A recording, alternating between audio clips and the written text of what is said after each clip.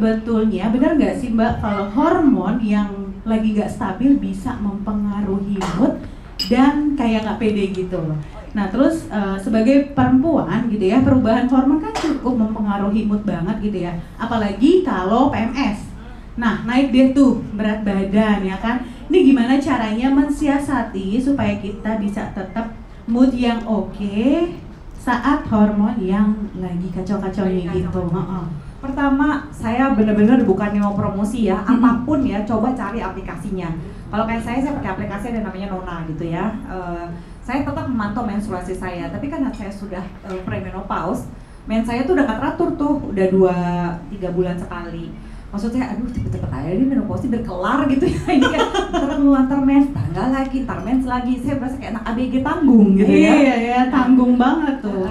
Nah, tapi perubahan hormonnya itu luar biasa loh pada saat masa-masa premenopause ini atau pada masa-masa produktif apalagi gitu ya bagi para ibu-ibu sekalian. Jadi gini, pertama dengan adanya aplikasi itu kita jadi tahu bahwa oh iya saya ini udah mau deket mens. Jadi kalau misalnya saya sensi, saya galak, saya udah paham.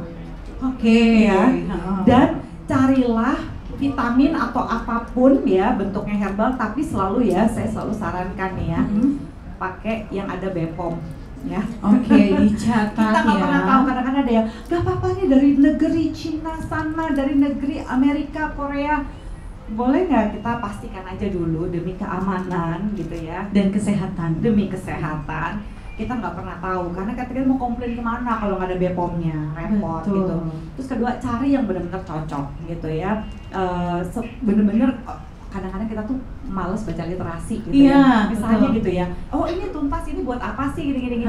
Pakai sesuai kebutuhan, bukan hanya karena dibilang sama temennya. Iya betul, dibaca dulu juga ya. Dibaca dulu juga gitu. Karena hormon nggak mungkin nggak begitu. Jadi kalau misalnya ada iklan-iklan yang pembalut terutama ya yang wah bisa beraktivitas, orang lagi mau mens kok ya kita mau diem-diem aja di rumah tuh nggak apa-apa loh. Orang di undang-undang aja ada kok itu peraturan boleh cuti pada saat menstruasi gitu. Jadi izinkan diri kita untuk beristirahat pada saat menstruasi gitu ya. Saya ingat waktu itu conversationnya almarhum Prof. Sarlito Wirawan Sarwono waktu saya masih mengajar di UI. Itu kita lagi ada conversation, terus dari itu ada seorang admin yang bilang gini, aduh ini nih saya nggak bisa sholat nih gitu. Oh kenapa gitu ya, ini rame-rame pembicaranya. Saya tanya kenapa? Iya soalnya lagi mens, iseng dong mau nanya, menurut kamu kenapa sih kalau lagi mens nggak boleh sholat? Kan darahnya kotor, dia bilang gitu ya. Terus datanglah profesor yang di psikologi bilang gini, itu bukan darah kotor, kalau darah kotor nggak mungkin 9 bulan bisa ada bayi. Iya ya, saya jadi mikir tuh di situ ya. Namanya juga mahasiswa ya, lagi belajar ya, waktu itu lagi mahasiswa S2 saya. Terus dia bilang gini, jadi sebenarnya itu bukan darah kotor ya mas, itu jadi apa dong gitu? Itu adalah benar-benar jadi rahim yang yang tadinya itu buat proses pembuahan itu tidak jadi. Jadi itu bukan kotor sebenarnya ya. Kenapa tidak sholat pada saat lagi mens? Karena Allah sendiri mengizinkan kamu untuk beristirahat. Wah luar biasa. Saya langsung begitu. Luar biasa ya. Dia bilang makasih loh gitu ya. Jadi kita boleh loh untuk capek gitu ya. Kan kita boleh juga untuk ngerasa badan kita tuh lagi enak banget, payudaranya juga jadi kembang banget gitu ya. Kita lagi nggak ngapa-ngapain, kita baru keramas kemarin udah berminyak lagi rambut gitu, terus deh gitu ya pegel banget kan. Ini kebetulan lagi ada instalasi sensitif nih di MOI, di Mall of Indonesia. Di situ ada satu tempat di mana para laki-laki boleh merasakan sakitnya menstruasi hari pertama, menstruasi dan pada saat menstruasi hari terakhir, juga pada saat pembukaan 1 sampai pembukaan 3.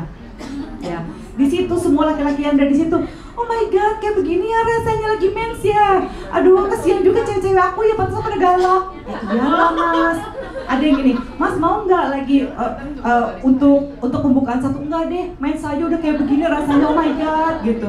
Itu baru dicobain pakai alat gitu ya untuk melihat kram perutnya yang dialami kita perempuan. Jadi itu udah diatur gitu sama sensitif gitu, ada alatnya. Jadi gue sebel dibawa suami-suaminya ya, terutama bagian pengen ngerasain pembukaan 1 ya. Di Mall of Indonesia ada ininya sensitif di sana gitu ya. Saya kemarin diundang untuk mencegah stunting sih, tapi itu menurut saya keren banget ya gitu.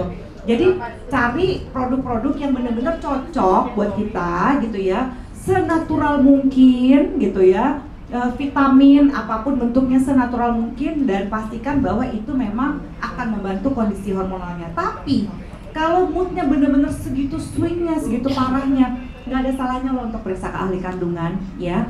Kalau udah parah banget sampai tidak tertahankan banget gitu, yang paling ya kita lemes, iya lo mulus-mulus di mana gitu ya, itu oke gitu ya untuk minum-minum. Tapi kalau sudah minum juga herbal, vitamin, tapi masih juga merasa sedahsyat itu, please ke dokter ahli kandungan. Ini ada dari Vida dari Jakarta. Maaf mau tanya, saya sering sekali dapat curhatan dari teman-teman single parents. Bagaimana cara mereka belajar menerima kondisi mereka saat ini dengan kondisi yang tidak diharapkan seperti menjadi single parent, dan mungkin banyak mendapat pertanyaan memojokkan dari kanan kiri. Aduh, bacanya aku ngilu ya. Dan belajar juga untuk kembali percaya pada laki-laki, terutama mereka yang pernah dihianati, supaya saya juga bisa memberi support yang pas untuk mereka. Wah, aku merinding ya, luar biasa banget ini, temennya luar biasa banget ya. Ya Allah, boleh segera dijawab langsung jawab. Kayak gini nih sebenarnya gunanya ada Merinding loh komunitas aku ya. pertanyaan. Ya. Emang susah banget, tapi gini, the power of empathy gitu ya. Buat saya the power of empathy itu sangat penting ketika kita bertanya. Simpel ya, karena kita sering apa? Berasumsi. Oh, kalau dia single, apalagi single parent, berarti kita mesti bantuin ini, kita mesti bantuin ini. Sama kadang-kadang kita suka berasumsi tentang suami kita sendiri. Ya, gimana kalau kita tanya, kamu butuh apa? Kamu butuh persahabatan saya kayak apa gitu, misalnya butuh dengerin curhatan gitu. Karena apa, kita juga harus mempersiapkan diri. Oh, dia mau curhat nih, kita juga mesti tahu mood kita lagi oke apa enggak. Kalau kita lagi capek, janganlah. Nggak apa-apa dong, ya kan, misalnya gini, oh kalau hari ini saya bakal ribet nih ngurusin anak saya kesini. Hari ini saya kayaknya bakal agak-agak santai. Aku mau dengerin curhatan kamu. Nanti kita ketemuan yuk, kita ngeteh yuk gitu, ngeteh cantik hari ini. Kita ngopi-ngopi cantik yuk gitu. Itu juga penting, karena apa? Self love first.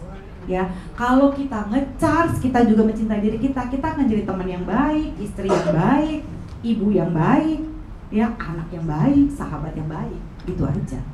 Ya, kita harus tahu dulu kapan kita nge-charge-nya. Jadi saya tahu penghakiman terhadap single parents itu banyak banget gitu ya.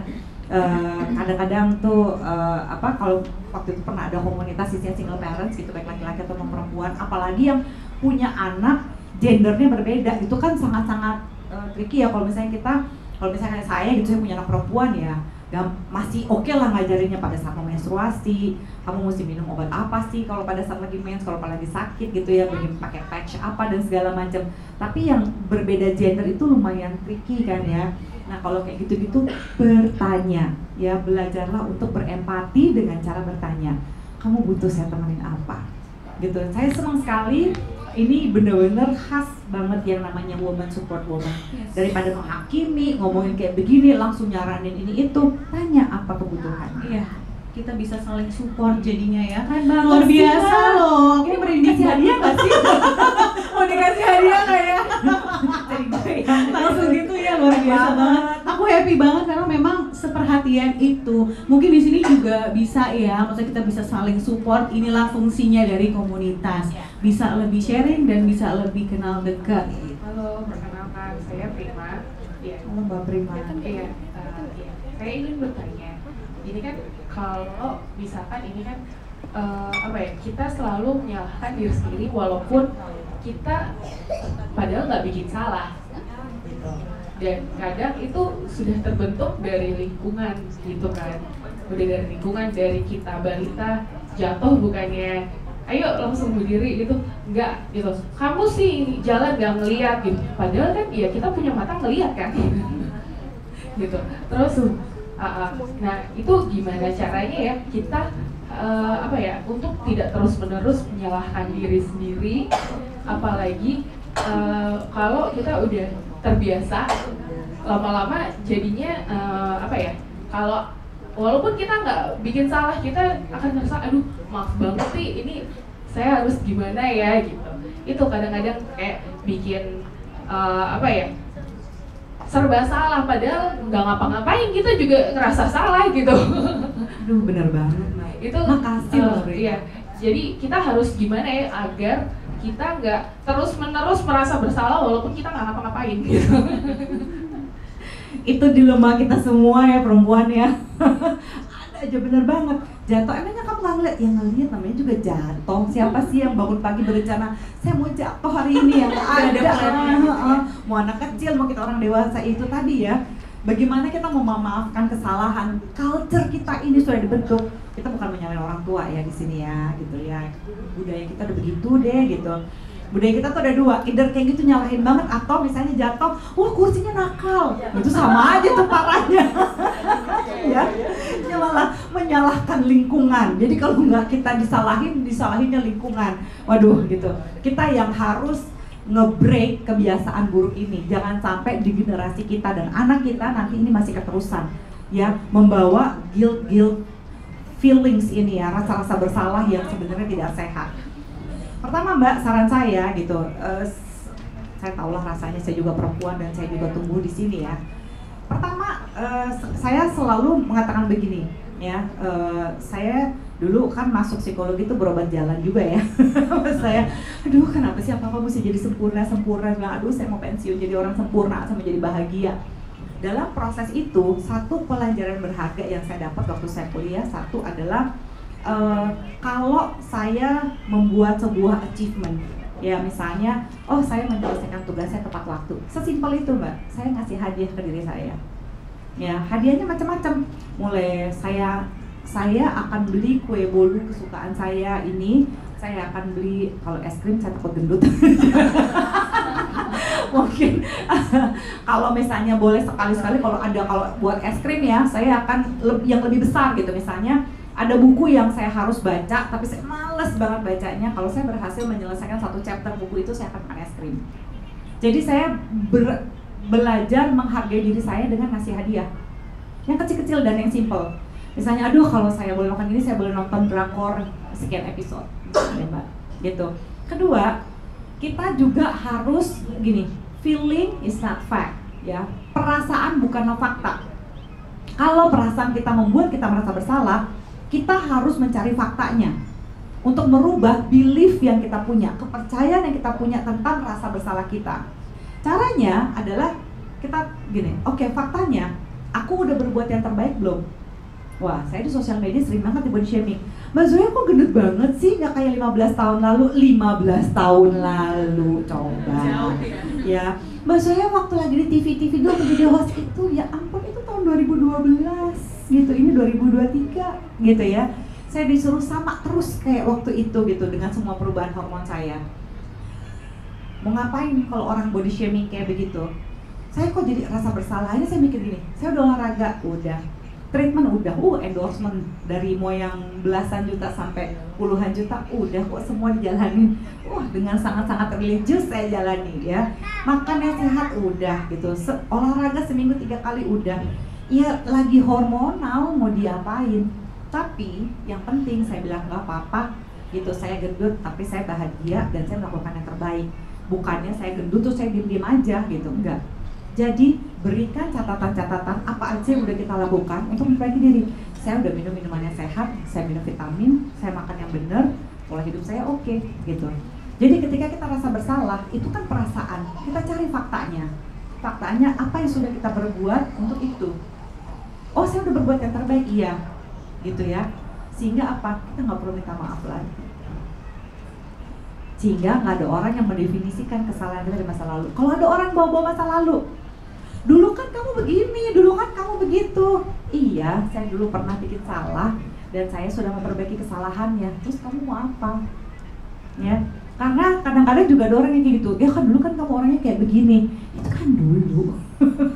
Saya udah memperbaiki belum? Kalau kita belum memperbaiki, baru kita bisa bilang, oh iya saya benar, saya pernah begitu dan saya belum memperbaiki, tapi saya sedang berproses. Itu juga boleh, ya. Pastikan faktanya bahwa kita sudah berproses, kita sudah melakukan sesuatu, kita sudah berusaha menjadi versi terbaik diri kita. Kita nggak sempurna, nggak apa-apa. Kalau kata Yura Yunita, aku tak sempurna, katanya gitu ya. Boleh banget, saya suka banget lagunya si Yura Yunita. Ini benar banget nih, aku nggak sempurna, tapi nggak apa-apa, aku berharga dan aku bahagia. Itu ya Mbak Prima ya, semoga menjawab ya. Mulai dari Kartika Sabturina. Siang, saya Kartika dari Bogor. Hai Mbak Tika. Mbak Zoya, kebetulan suamiku kerjanya banyak WFH. Tapi suamiku tidak sama sekali peka untuk urusan rumah. Pengen banget gitu, maksudnya berbagi area untuk beberes. Tapi mulutku pun susah untuk minta tolong. Baiknya gimana? Nggak enak gitu ya rasanya. Wonder Woman sekali Iya. ya. Masalah kita gengsi. I know how you feel. Kalau gengsi itu emang aduh kacau juga. Kita soalnya takut merasa lemah kalau kita minta tolong ya kan. Dan kadang-kadang kita tuh merasa gengsi, jadi kita tidak mau menggunakan energi feminin kita gitu untuk minta tolong pada pasangan. Tapi akhirnya kita juga kecapean dan kita juga malah jadi tidak terkoneksi, yang ada kita malah ngambek dan marah-marah gitu. Kalau misalnya itu bilang aja, pakai alasan tadi ya saya baru dapat ceramah dari Mbak Zoya. Katanya paling oke kalau kita ngatur jadwal bareng yang di rumah supaya kita kompak. Gimana menurut kamu? Nah, aman kan? Ya. Kita mesti ngatur ini karena gini, kita mesti ngelis nih semua pekerjaan yang tidak disukai itu apa aja. Misalnya ngepel, beberes, ini. Nah, misalnya ada berapa? Ada 4 pekerjaan yang sama-sama tidak disukai oleh kalian berdua. Ya udah, bagi 2. Aku ngerjain 2 yang ini, aku ngerjain 2 yang ini. Kan dua-duanya sama-sama nggak menyenangkan. Ya kalau misalnya saya mendingan suruh nyuci berapa puluh kilo dibandingkan saya suruh nyetrika.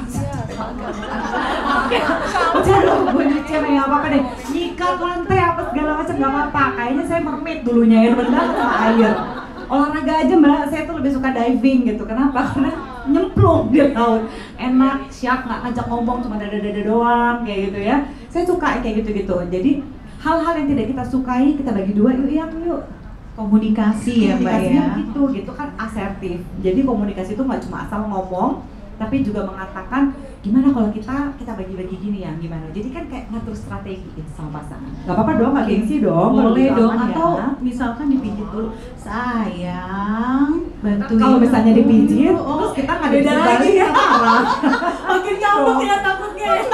Pijit aku juga mau Serba salah jadi. Karena kalau dipijit dulu seolah-olah kita yang butuh dia, padahal kita saling membutuhkan. Iya sih bener ya, ya ampun. Oke, lanjut lagi pertanyaan online dari Nur Hikmah. Aku LDR nih, kadang memang banyak pikiran yang berseliweran di kepala. Pertemuan menjadi hal yang dinanti, tapi kadang kok nggak basah. Aduh, basah. Apa yang salah ya? Aduh, ini nggak usah pada curhat. Padahal pengen. Luar biasa, pas banget lagi ya. Oke, jadi harus pakai pelumas. Kadang terjadi beberapa kali, walaupun nggak selalu seperti itu. Jadi ini benar-benar infonya buat semua perempuan ya, bukan cuma yang LDR ya. Baik yang nggak LDR juga kadang-kadang kalau kita nih, karena seperti saya bilang tadi, perempuan tuh pikiran tuh banyak banget ya, bisa lagi mikirin anak, tahu make up, terus jadi itu berita terkini dari ini segala macam. Kita itu susah sekali untuk mindful. Sementara untuk bisa berhubungan seks dengan nikmat perlu mindfulness ya. Badan kita itu ya, ketika badan kita dengan suami kita, hati dan pikiran kita juga sama suami kita. Kadang-kadang badannya sama suami, pikirannya sama anak-anak, hatinya sama teman-teman. Atau sama orang. Itu tolong. Atau enggak kadang-kadang hatinya sama drakor-drakor gitu. Misalnya hatinya sama Lee Min Ho, sama siapa gitu ya. Gawat kan gitu. Jadi kita itu harus belajar mindfulness ya. Ketika kita sedang dengan pasangan kita, pikiran kita juga jangan lagi urusan dapur, hati kita juga sama anak-anak, semuanya tuh harus ada di tempat dan orang yang sama ya. Nah, pada saat bagi yang LDR, nggak usah yang LDR, kita itu perempuan, kita tuh kayak mesin solar, pemanasannya lama. Kita nggak bisa pemanasan udah diranjang, Bu. Nggak bisa, pasti pikirannya kita tiba-tiba lagi mikirin ini itu terus blok suruh mikirin seks. Apalagi suami-suami yang nyium-nyium cuma kalau lagi mau ada maunya doang. Ya kalau lagi manis-manis nggak pernah nyium, nggak pernah ngegandeng, ya kan? Nah kayak gitu-gitu. Apa yang dibutuhkan? Belajarlah untuk saling flirting, saling ngegodain. Ya pakai teks, misalnya gini. Yang tebak aku pakai daleman apa? Ya kan? Gak usah pakai foto, gak usah pakai apa-apa, pakai kata-kata aja. Biar apa? Biar penasaran. Intinya pasangan juga penasaran, kitanya juga jadi nafsu, ya kan? Kalau tiba-tiba pasangan begitu, ntar malah dicurigain. Kamu lagi kenapa ya? Kamu kesambet? Kok tumben begini? Ya udahlah kita yang mulai lah, ya. Ya kamu bayangin nggak? Atau nggak misalnya underwearnya jangan yang coklat-coklat udah rusak ya, gitu ya. Bagus, gitu ya. Yang penting seksi kayak hijab-hijab cantik ini ditaruh, gitu diranjang terus difoto. Menurut kamu gimana? Mungkin iya cuma ya kan? Biasa deh ibu. Itu yang bikin ya dopaminnya itu jadi tinggi si suami. Penasaran, kitanya juga excited. Ya, kitanya juga harus usaha gitu, nggak ada salahnya. Perempuan-perempuan yang mau menginisiasi seks duluan juga adalah perempuan yang seksi. Betul, wah luar biasa. Good luck. Oke, atau pap ya kalau zaman sekarang, biar cepat pulang. Salah ya, buka ya. Aduh, pengen cepat pulang nih. Satu doang. Atau dibuka dikit. Pulangnya sayang, gitu. Langsung gitu. Yang benar kamu pulang. Iya. Gitu, Dilanjut loh, nggak kelar-kelar ya. pulang sekarang juga banget deh. Selamat siang Mbak Joya. Ya. Salam kenal, aku Lala dari Bogor. Mau tanya Mbak terkait gimana caranya meningkatkan gairah seks ketika kitanya lagi kelelahan. Oh ya. Ya. Makasih ya. Thank you. Ya. Gini ya, yang lagi kelelahan, ya. Kamu boleh lo lagi nggak ngapa-ngapain, apalagi lagi kelelahan. Kita lagi nggak kelelahan aja, bisa jadi kita nggak mood untuk seks loh. Jadi jangan pakai balsem ya. Enak nih badannya, jangan gitu ya. Ya, jangan bohong. Bilang aja yang aku lagi kelelahan banget, ya. Aku bener-bener lagi nggak sanggup, ya. Atau yang aku lagi nggak mood, aku nggak capek hari ini, aku lagi nggak sibuk juga, tapi entah kenapa aku nggak mood. Boleh lo, manusiawi lo. Tapi gini, ya, kita boleh menolak seks, tapi kita tidak pernah boleh menolak cinta. Ya, jadi pada saat kita lagi bilang kita benar-benar lagi nggak sanggup, lagi kelelahan, kita bisa gandeng tangannya dan bilang, yang nanti kalau aku udah mood, ya, aku mau loh, kita akan mulai duluan, aku nanti akan ngajak. Ya, tapi itu harus tepati janjinya, ya, biar nggak nih hoax nih istri aku nih, gitu ya, kacau. Terus kedua, misalnya gini, belajar untuk jujur supaya apa? Nanti kalau misalnya lagi kelelahan nggak jujur juga, ya, nanti pakai alasan itu terus atau malah jadi faking orgasm. Kalau lagi kelelahan begini, ya, aku lagi lelah banget, tapi aku pengen coba deh. Nanti kalau misalnya nggak nyampe banget nggak apa-apa. Kasih ekspektasi yang sesuai. Kita tuh sebenarnya bisa loh berhubungan seks nggak pakai orgasme juga bisa enak kok. Beneran, laki-laki tuh mikirnya selalu harus orgasme, harus yang wah kayak gitu, nggak juga. Ya, yang penting orgasme itu apa sih? Orgasme itu adalah vagina spasm ya. Jadi kelamin Anda tuh akan berasa kayak kedutan, ada yang kenceng banget. Ya, biasanya itu terjadi pada multiple orgasm atau pada serial orgasm yang kedutannya tuh kecil. Nggak apa-apa, ya. Nah, pada saat itu yang penting, ya, aku udah ngerasain enak. Jadi kalau nggak nyampe nggak apa-apa, harus dikasih tahu ekspektasinya, ya. Kalau misalnya gini, aku mau coba mulai, biasanya ngapain? Minta pijitin dulu, minta cuddling dulu. Aku mau dong yang disentuh di sini. Mungkin awalnya kita kayak tukang parkir ya Mbak ya, jadinya kanan dikit ya kanan. Aku maunya dijilat, diputar, dicelupin Mbak. Terserah gitu ya. Nggak apa-apa, kasih tahu aja ke suaminya gitu. Supaya suaminya tahu di mana caranya, titik mana memuasin kita. Karena kadang-kadang kalau nggak dikasih tahu suami tuh aduh gitu ya. Apalagi kalau misalnya lagi yang di urusan bawah sana nih, ada anak-anak jadi paham ya. Yang di bawah sana nih, bagian klitoris misalnya. Ya, kadang-kadang kalau pakai jarinya suami, ya ampun dia kira kita DJ kan. Kita nggak mau kan kalau digituin, kita kan berasa overstimulasi jadi geli. Kita kan bukan pengen pipis ya, kita pengen orgasme gitu ya. Jadi kalau lagi kayak begitu ngapain? Pegang tangannya suami, arahin supaya dia tahu ini enak nih yang kayak begini, biar dia pinter besok-besok, ya. Kayak gini nih aku. Dan kadang-kadang mau misalnya dia udah punya pengalaman seks sebelumnya lah bla bla bla, nggak ngaruh. Kita beda, setiap orang beda. Kasih tahu dia, saya maunya begini, ini yang di sebelah sini ini begini. Kalau di sini saya mau dicium, di sini beginiin, di sini begini gitu. Jadi itu akan membantu, dan ingatkan ekspektasi. Sekali lagi kalau lagi capek tapi tetap pengen berhubungan juga, kasih tau bahwa kalau lagi nggak dapat orgasme nggak apa-apa loh, yang aku juga udah bisa enak gitu ya Mbak ya.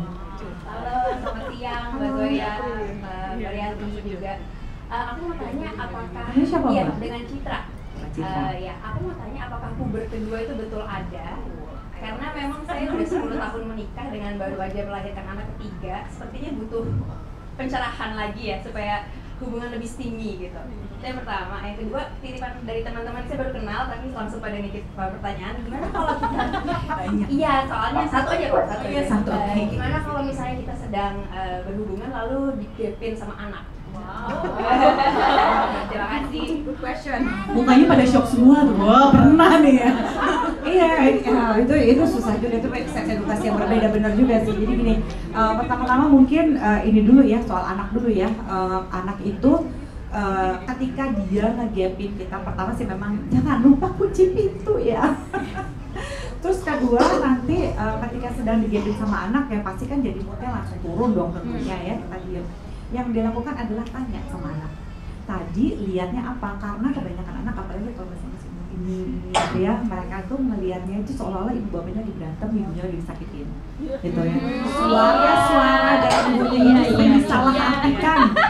Jadi tanya sama dia, yang kamu lihat, yang kamu pahami itu apa? Gitu misalnya, ibu lagi diapain ini segala macam. Jadi gini, nah simpel aja, nggak usah pakai sejarah. Adam dan Hawa dulu begini, jangan ya ribet. Anak-anak umur segini nih praktis dan konkret. Sampai dia umur 10-an tahun dia praktis dan konkret. Ya sampai dia akhir balik. Jadi dia jelasin gini, nah yang mama sama papa lakukan itu sebenarnya harusnya itu ranah pribadi. Ada itu sebenarnya kalau mau masuk kamar mesti ketok dulu, nggak boleh, supaya dia belajar menghargai privasi dari ibu bapaknya. Kedua, yang kamu lihat itu tadi adalah hubungan seksual. Itu adalah hal yang dilakukan oleh suami dan istri. Titik. Nanti kalau dia nanya misalnya, emang suami dan istri itu apa? Iya, yang menikah resmi gitu ya. Nanti kalau ditanya gimana, nanti kalau kamu sudah akhir balik, ya kamu udah umur 10 atau 11 tahun, nanti ayah sama bunda akan ngejelasin lagi lebih panjang. Dan ini yang adek lihat gitu ya, yang adek perhatikan. Nanti kalau ada pertanyaan hanya ngobrol ke ayah sama bunda ya. Karena kalau enggak dia suka ngobrol ke temen-temennya dong, ya kan? Dia akan dulu kesana kemari. Dan kalau kita kagok juga ngomongnya, jadi kadang-kadang ya bunda tarik napas dulu ya waktu mau ngobrol ya. Kadang-kadang kita, jadi gini ya, ini sebenarnya pertemuan antara sperma dan telur. Jangan ya.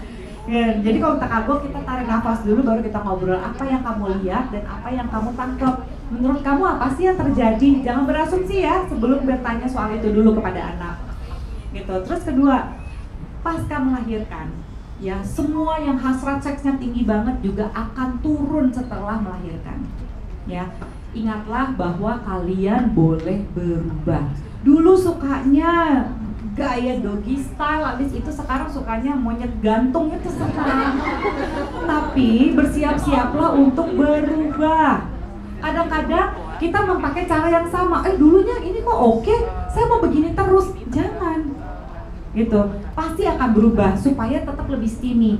Cari posisi baru, usahakan ya 2 atau 3 bulan sekali itu mengganti posisi hubungan seksual. Dan lama-lama jangan, kalau udah punya anak, apalagi sudah punya anak pertama, usahakan hubungan seks itu direncanakan. Orang-orang suka maunya apa? Spontan, itu kontraproduktif ya. Bagi yang mau IVF, program hamil, yang sudah punya anak, di planning. Jadi supaya apa? Supaya kita menyiapkan diri kita. Kita kan punya banyak kegiatan ya, punya banyak kesibukan. Jadi misalnya di planning yang nanti ya, kalau pada nanti misalnya hari ini minggu pertama apa yang aku mau ya ikutin, nanti minggu kesekian kamu mau apa aja aku nurut. Termasuk kalau suami tiba-tiba beliin baju Sailor Moon gitu ya, mungkin mau role play ya terserah dia. Selama dua-duanya mendiskusikan. Kenapa Mbak? Pada saat kita berdiskusi mengenai fantasi seksual kita dengan pasangan, kita juga jadi moodnya naik. Kenapa buku-buku 50 Shades of Grey apa segala macam lagi lebih laku pada perempuan-perempuan? Karena kita itu suka terhadap romance. Kita suka kalau ekspektasinya tuh seperti itu. Jadi belajarlah berbagi fantasi seksual supaya lebih steamy, Mbak. Gitu ya. Kadang-kadang mungkin hubungan seksnya banyak gagalnya, jadi heboh, banyak ketawa-tawanya, tapi pasti lebih hot. Karena kita berbagi fantasi seksual kita. Cuma ya, kita harus bedakan. Misalnya nih kita mau fantasinya, wah fantasinya tuh heboh di atas genteng dengan petir-petir gitu. Kenyataannya nggak seperti itu, ya nggak apa-apa. Ini buat fantasi, ini yang buat kita benar-benar lakukan. Tapi juga ya, para lady sekalian, kalau mendengar fantasi seksualnya jangan dihakimi ya. Ih kamu liar banget sih ya, oh my god. Gitu. Jangan. Dia cerita yang lain, males. Ya, dengerin aja dulu. Mungkin anak-anak, wow, epic ya yang aku nggak pernah kebayang. Gitu aja. Jaga muka ya. Jaga muka, jangan ih. Ya, kalau itu udah. Kalau merasa dihakimi susah, ya. Kalau menurut Esther Perel kebanyakan laki-laki yang berselingkuh itu karena, atau perempuan yang berselingkuh karena dia bisa menjadi versi yang berbeda. Kalau di rumah versinya alim, jaim, gak pernah ngomong, mau ngomongin kayak gini-gini susah. Di luar dia bisa begitu sama laki-laki lain, sama perempuan lain, ya. Jadi bukan cuma pasangan, kita juga harus bisa sharing sama suami kita. Kalau nggak kita juga berpotensi selingkuh loh, ya. Ih, dia mau dengerin, dia nggak menghakimi, suami gue menghakimi banget, jangan dong. Gitu. Semoga makin pop ya. Hai friends, tadi udah lihat kan acaranya kayak apa. Saya senang banget, perempuan-perempuan tuh pertanyaannya sangat-sangat honest, sangat-sangat jujur, apa adanya gitu. Saya senang sekali, semoga juga ini bisa membantu seperti membantu perempuan-perempuan yang ada di sana tadi. Semoga ini juga membantu si friends. Ini saya dapat hadiah nih dari Deltomed nih. Banyak banget tuh, semua produk Deltomed-nya lengkap. Nah, Z-Friends, jangan lupa ya, bagi yang tadi juga mungkin ngelihat ya dari rekaman ini, yuk kita haruslah jadi perempuan yang punya self love atau mencintai diri. Dan mencintai diri itu bukanlah egois. Ya, lakukanlah time management gitu ya, karena ketika kita mampu mengakses kebahagiaan kita bisa mengelola ya waktu kita juga jadi punya waktu untuk mikirin yang seksi-seksi. Kalau semuanya buat orang lain, nggak pernah ngasih buat diri kita, mana mungkin kita bisa terkoneksi dengan pasangan. So, semoga sama-sama belajar sih friends. Bye. See you sampai episode berikutnya.